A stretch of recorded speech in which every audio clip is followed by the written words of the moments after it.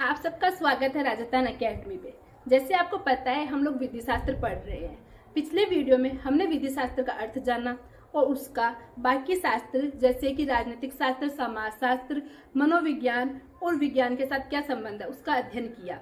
यदि आपने वो वीडियो नहीं देखा है तो आप प्लेलिस्ट में जाकर उस वीडियो को देख सकते हैं। आज हम पढ़ेंगे विधि शास्त्र के विख्यात विधि शास्त्री जो कि ऑक्सटेन थे। उन्होंने क्या विधि शास्त्र की परिभाषा दी है। उन्होंने बताया है विधि शास्त्र सुस्पष्ट विधि का दर्शन है। अब हम पहले जानते हैं कि ऑक्सटेन थे कौन, उनके बारे में थोड़ा परिचय जान लेते हैं। विख्यात विधि शास्त्री थे जॉन बेथम, उनके शिष्य थे ऑक्सटेन। ऑक्सटेन ने विधि शास्त्र को वैज्ञानिक रूप से अध्ययन करने की रुचि दिखाई और उन्होंने वैज्ञानिक रूप में उसका अध्ययन किया। बट उन्होंने अपने परिभाषा में विज्ञान शब्द की जगह दर्शन शब्द का प्रयोग किया, क्योंकि उस समय जब जो हमारी 17वीं 18वीं शब्दावली थी उसमें विज्ञान से ज्यादा दर्शन प्रचलित था। इसलिए उन्होंने अपनी परिभाषा में विज्ञान की जगह दर्शन शब्द का प्रयोग किया है। अब हम जानते हैं जो ऑक्सटेन थे उनकी परिभाषा किस प्रकार है, उसको अपन पूरा विश्लेषण करते हैं उनकी। उन्होंने बताया विधि शास्त्र सुस्पष्ट विधि का दर्शन है, या तो यह भी कह सकते हैं कि विधि शास्त्र विध्यात्मक विधि का दर्शन है। तो इस परिभाषा से दो मुख्य तत्व इसके सामने आते हैं। पहला सुस्पष्ट विधि अर्थात विध्यात्मक विधि, दूसरा दर्शन अर्थात सामान्य व विशिष्ट विधि। सुस्पष्ट विधि से अभिप्राय क्या है? स्वतंत्र राजनीतिक समाज में संप्रभु या सर्वोच्च सरकार द्वारा जो कानून नियम बनाए जाते हैं, जो विधि बनाई जाती है, वो सुस्पष्ट विधि होती है। उन्होंने सिर्फ उसी विधि को विधि शास्त्र में शामिल किया। उन्होंने बाकी देवीय, पारंपरिक, संवैधानिक, अंतर्राष्ट्रीय और रूढ़ियों द्वारा बनी हुई और नैतिकता के आधार पे अंतर्राष्ट्रीय और संवैधानिक विधि को अपने सुस्पष्ट विधि के अंदर विधि शास्त्र में शामिल नहीं किया। दर्शन। अब दूसरा तत्व था हमारा दर्शन, जिसे हम सामान्य और विशिष्ट विधि शास्त्र के रूप में पढ़ने वाले हैं। ऑक्सटेन ने दर्शन के अंदर क्या किया कि विधि को दो वर्गों में बांट दिया। एक तो जो सामान्य विधि होगी, एक जो विशिष्ट विधि होगी। अब देखते हैं सामान्य जो विशिष्ट विधि है वो क्या है। विशिष्ट विधि शास्त्र किसी निश्चित विधिक प्रणाली या उसके अनुभवों का विज्ञान है।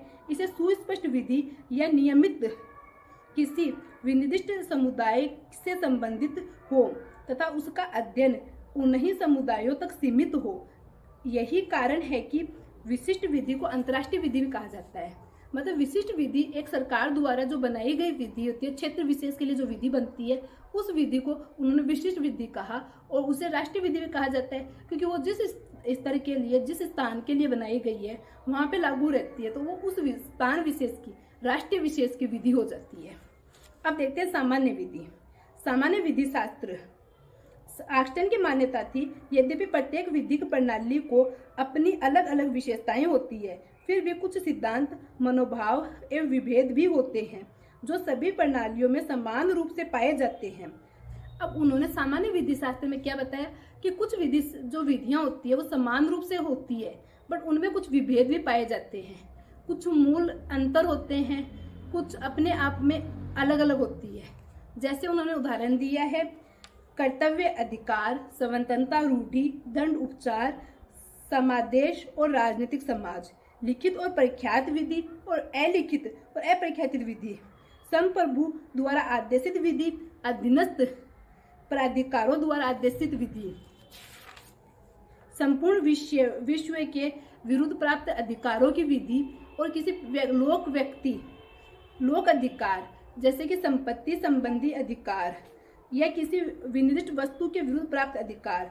उसमें निजी अधिकार और लोक अधिकार दो प्रकार के बताए हैं।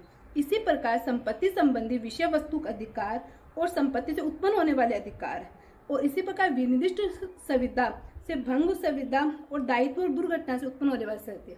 उन्होंने बताया है मतलब एक अधिकार जैसे विनिर्दिष्ट संविदा भंग का अधिकार है, वो हमें एक व्यक्ति विशेष ने संविदा भंग किया उससे मिलता है। उसी प्रकार जो विशिष्ट व्यक्तियों का अधिकार है उसमें दुर्घटना अधिकार है, तो वो हमें पूरे सबसे प्राप्त होता है। कोई दुर्घटना हो जाती है तो पूरा हमें प्राप्त होगा। अब निष्कर्ष रूप में हम कह सकते हैं कि विधि विभिन्न विध्यात्मक एवं सुस्पष्ट विधि मतलब उन्होंने सामान्य विधि और जो विशिष्ट विधि शास्त्र है दोनों को अपनी परिभाषा में शामिल किया है। फिर दूसरा पॉइंट बनता है विधि शास्त्र में विधि के गुण दोष का अवलोकन नहीं किया जाता है, उसको शामिल नहीं किया गया है। तीसरा मतलब सामान्य विधि शास्त्र जिसमें विभेदात्मक विधि शास्त्र पढ़ेंगे कि एक तरफ हमें दूसरी चीज बताई जाती है, दूसरी तरफ हमें दूसरी चीज बताई जाती है, अलग अलग विभेद रहते हैं। जैसे अधिकार और कर्तव्य वो दोनों से अपोजिट है पर एक दूसरे पे आश्रित है, यही हमारी सामान्य विधि शास्त्र भी हमें बताती है।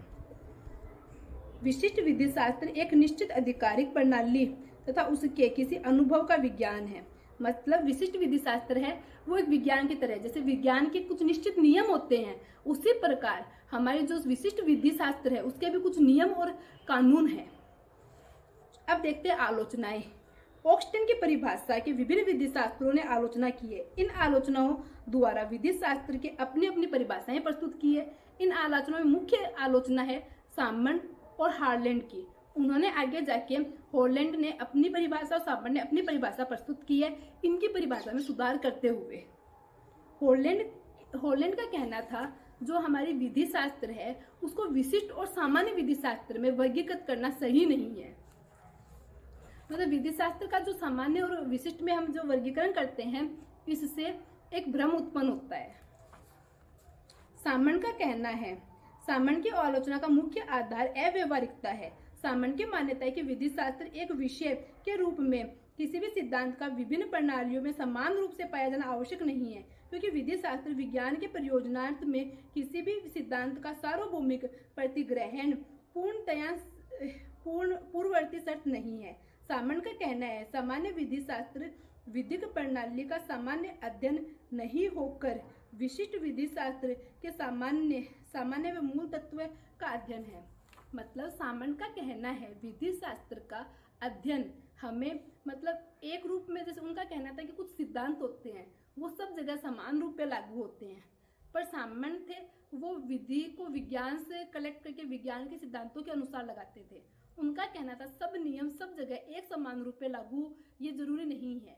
जो विशिष्ट विधि शास्त्र सामान्य विधि शास्त्र है उनके गुण और सिद्धांत समान ही होंगे, उनको अलग अलग आप सभी जगह में समान रूप से अप्लाई नहीं कर सकते कि वो आज यहाँ पे सही है तो वो दूसरे राज्य में भी उसी प्रकार लागू होगा। ये बात उन्होंने बताई है। आपको ये वीडियो कैसा लगा? अच्छा लगा तो प्लीज़ सब्सक्राइब करें और कमेंट करें, और ऐसे ही और जानकारी को जानने के लिए और अब कोई भी आपको क्वेरी हो उसको सॉल्व करने के लिए हमें कमेंट करना ना